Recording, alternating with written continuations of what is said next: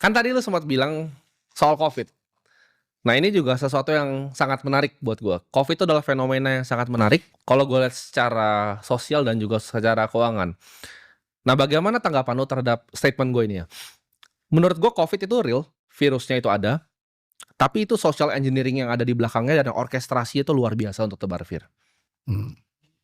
Statement-mu ini sebenarnya nggak ada bedanya sama statement-ku zaman dulu. Cuman aku berakhir di rujak. Oke. Habis itu aku. Aku ingat banget, Covid-nya itu ada jelas, Ya. pandeminya itu ada, itu jelas.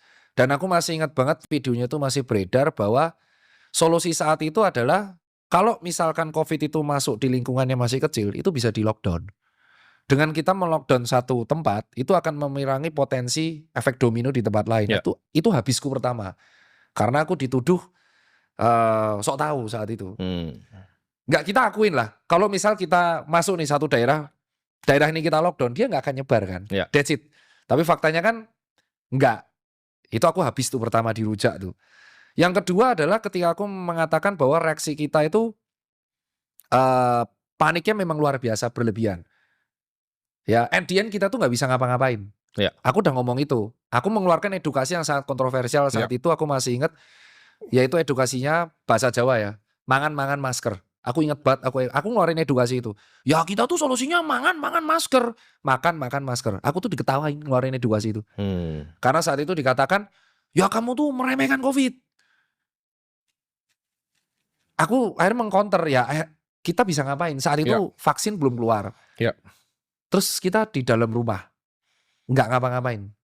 Ya kita akan mati coy kelaparan. Ya. At the end akhirnya aku mengatakan ya kita hanya bisa menjaga daya tubuh kalau nggak olahraga, ya makan makanannya bergizi. Itu yang pertama dirujak karena lockdown, yang kedua dirujak sejawat. Oke. Dan yang ketiga, aku tuh mengkritik soal APD karena mahal banget. Saat itu aku ingat banget, aku membantu menyumbang APD dan itu boncos cuk. Masa satu APD bisa 1,5 juta Oh iya, mahal dan malah sekali. dinaikin harganya. Padahal orang-orang butuh N95. Saat itu yang dapat apresiasi. Dah jadi satu apresiasi 2 boncos. Nah yang terakhir ini di 2021. Ingat kan saat itu ada Delta. Ya. Terus ada new normal. Saat itu aku bilang adalah kita harus mulai terbiasa sama virus ini. Kalau enggak, ya kita enggak akan bisa survive. Itu berakhir aku dirujak lagi. Oke. Jadi aku akhirnya melempar balik ke teman-teman sejawatku. Aku tuh selalu di titik garis tengah. Oke. Garis tengah itu adalah kita tuh kan negara dengan jumlah penduduk yang sangat besar. Dan kita itu kan mobilitasnya tinggi. Jadi kita tidak bisa itu saat itu kalau kita pure social distancing. Jadi akhirnya